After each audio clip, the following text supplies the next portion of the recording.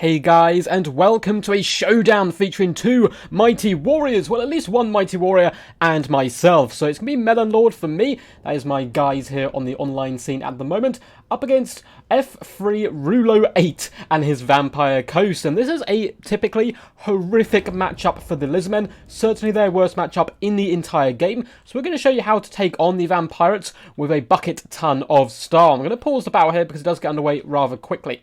So in our front battle lines, we do have a ton of skink cohorts with javelins dotted all the way along the front line. These guys are incredibly cheap and cheerful. Those javelins, though, can do some nice poke for the most part. Vampirates tend to have relatively low armor in their front lines. We should be able to drag ourselves through them. But this is basically just a big distraction. They're going to swarm into the back line and not do a heavy amount of damage. The real damage dealers come in the form of the trees here. You can actually see this. Dread Saurian has got a rather weird itch going on its neck right now, but we do indeed have a chevroned up Dread Saurian, as well as the mighty Crockgar rolling dirty alongside him, bringing all his buffs and goodies. The main one, of course, being the Hand of the Gods. Now, you may be thinking, Rubber Duck, why the hell are you bringing the two gigantic dinosaurs up against the Vampirates? They have a ton of cheap guns and AP abilities, cannons, all that good stuff to take these bad boys down. Well, that's because we're going to try to go for a massive threat overload. So we have these two bad boys down here. We also have the Skink Priest of Beasts with a Manticore Summon and Flock of Doom. But in the back, high up in the skies, we do have a bucket ton of Pterodons. So the Pohawk Sentinels and then a ton of Pterodon Riders who are the Fire Leech Bowlers. These guys much better at clearing out chaff, a little bit more expensive, but still come in with those rock drops. So 5 flying units. And the main idea behind this build is to put your opponent in a real pickle. You drive over top of him with all your nasty Pterodons and start shooting his range. He either has to turn around and engage them, and if he does do so, he allows your big dinosaurs to get involved in the action, or he elects to ignore them and shoot the dinosaurs as they come in, and then he gets obliterated by my range. That is at least the plan of this build. In the front line, my opponent does have zombie pirate deckhand mobs. Again, cheap and incredibly uncheerful. They're just going to be there to die pretty much and try and bog me down, hold me down as well. We have double sirens here on the flanks. A really nice pick here. Lizardmen, surprisingly, despite the fact they have a lot of magical elements in their lore, don't have a huge amount of magical damage on the field, especially not that you would normally take up against the Vampirates. We also have some gunnery mobs in the centre here, the hand gunners, as well as 2 carronades protected by some deckhand mob polearms. Perfect use to protecting these guys. They're cheap.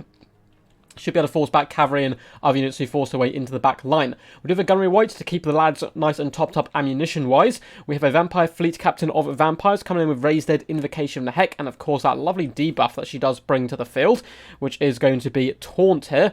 And then up in the skies for the leadership, we have Luther Harkin, widely touted a while ago as the greatest lord in the game. Now, all-round Vampires have been a little bit debuffed. He is still incredibly powerful, however, coming in with Hornswaggle as well as Death Shriek. So without further ado, let's get this battle underway. So we're just going to be advancing up on our opponent for now, using the trees to our advantage to hide our big dinosaurs for the most part. Now, the cannons still will be able to hit them, but hopefully a few of the shots will hit trees and other foliage, which hopefully will protect our big guys as the skinks do start to advance. And Luther Harkin can float out over here and really punish this flank. There's nothing really to stop him, but we do have the javelins, and the javelins do pretty decent damage. People really underestimate how much a javelin to the face would hurt you, and it looks like Luther Harkin is taking a little tiny bit of damage there and falling back from the wrath of the skinks. Now, in the woods, my opponent did have a couple of scurvy dogs, but the Pterodon Riders managed to sniff them out on their way in. But immediately, we're going to be bomb rushing straight to all of these guns, trying to shut down the cannons and the handgunners as quickly as possible. My opponent doesn't have a huge amount of guns, and that's probably because he didn't prepare for me to bring such large dinosaurs. It's not something I normally do as a Lizardman player in this matchup. Normally, you go very wide. So we're dropping those rock drops on the carronades as well as shooting into the handgunners, just trying to get them off the field as quickly as possible. And you can see the huge damage the Fire Leech Bowlers will do with those rock drops, as well as their shots into all of these handgunners, who are currently taking quite a big pounding. My opponent does respond with an Invocation of Nehek, but you can see the Dread Saurian as well as Crockgar have now engaged in the front line without taking any damage whatsoever. Skinks just cobing in javelins, having a whale of a time. Now the Dread Saurian is hit with a taunt here, but despite that, absolutely annihilating this vampire fleet captain. So Luther Harkin is going to have to commit to the fight in order to save his wizard. Now, if your Vampirates and your wizard goes out early, you're going to be in big trouble. In the back line, the remainder of the cannons are being mopped up. Hangman's desperately trying to shoot down the pterodons. They've done a good job in forcing off the Pohawk Sentinels and should be able to force off this unit as well. But in retaliation, they've wasted almost all their shots up against these units rather than my big dinosaurs, which are the damage dealers here. And at the same time, they're trading very cost effectively here, as the Fire Leech Bowlers is just wrecking them from the skies with sheer overwhelming fire superiority. The Dread Saurian has been hit by Hornswaggle again, so our poor Dino here getting hit with all the counter hexes and debuffs, but still doing a fantastic job trying to nuke down Lutherharkin where possible, and also going after that Vampire Fleet Captain any opportunity he gets, allowing Krokgar to come in for the more thematic Lord-on-Lord action here. And Lutherharkin knows when the Apex Predator is on the field, certainly knows when he's done here, and Krokgar going to be chasing him off, forcing him back up into the skies to cower away, taking huge punch damage there from the mighty Krokgar. So we are going to summon the Pharaoh Manticore to hop on top of Lutherharkin and engage him up in the skies, attempting to pin him in place so Krokgar can land up a hand of the gods there.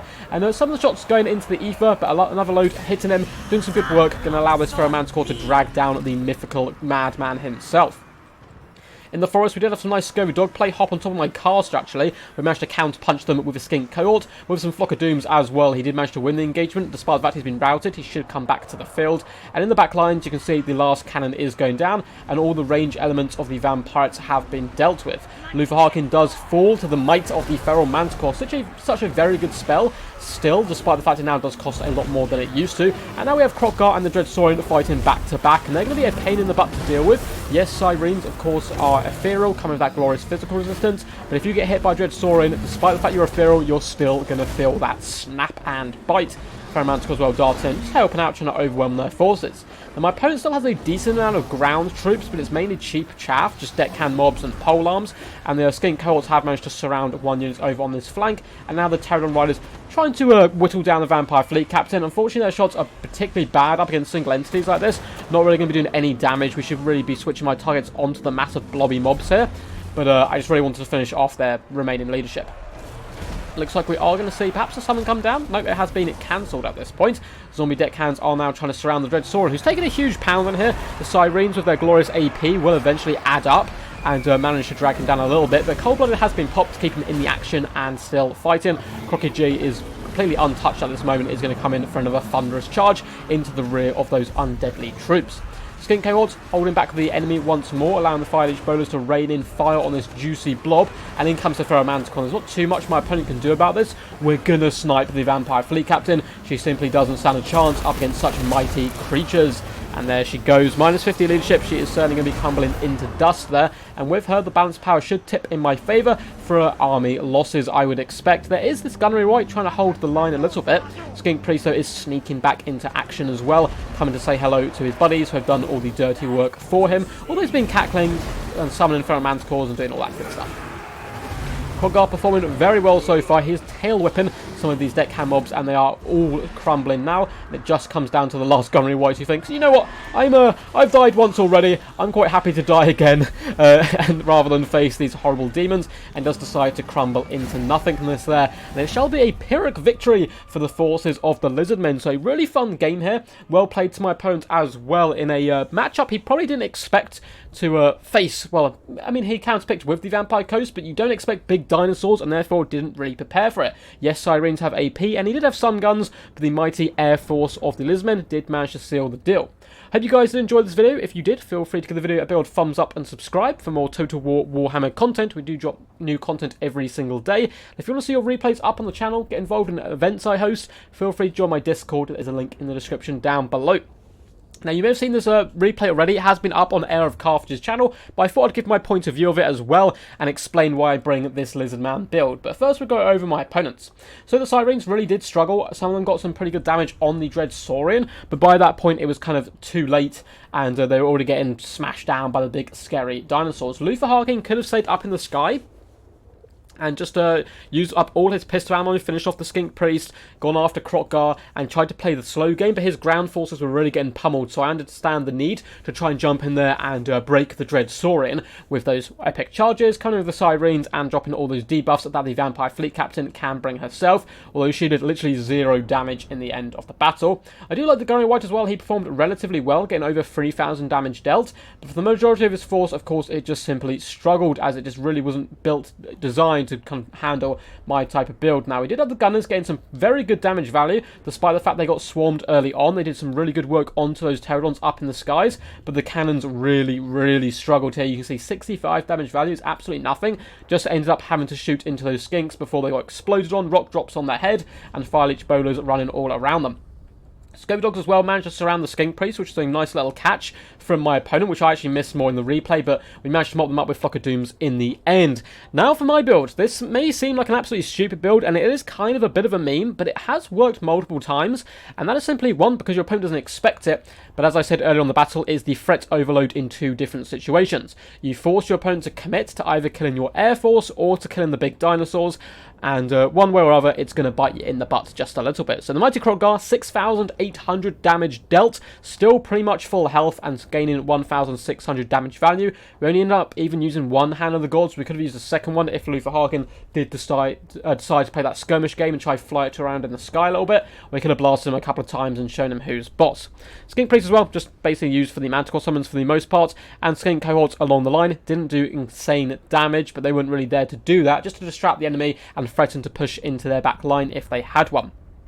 Pterodon Riders as well. The Fire Leech Bolos getting some insane damage dealt. 8,000 here, 10,000, 5,000, 9,000. It is insane value what you can get from such beasts. The Pohawk Centaurs struggle a little bit more, but they were forced off by some good focus fire from my opponent. But they are absolutely pivotal to shutting the back down, allowing Krotgar to shine, and the mighty Dread Saurian. 143 kills, 13,000 damage dealt, and 2,300 damage value, gaining 2 chevrons in the process.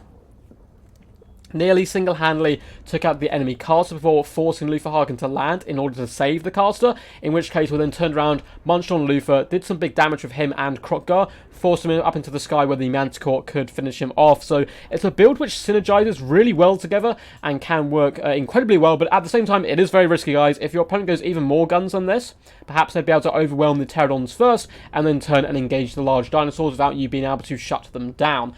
But, yeah, if you time it right, it can certainly work with the Fire Leech Bolos coming in just as the dinosaurs get into range. It's a little bit of timing practice, but overall can be a really good fun build. But hope you guys enjoyed. Until next time, peace, and as always, stay awesome.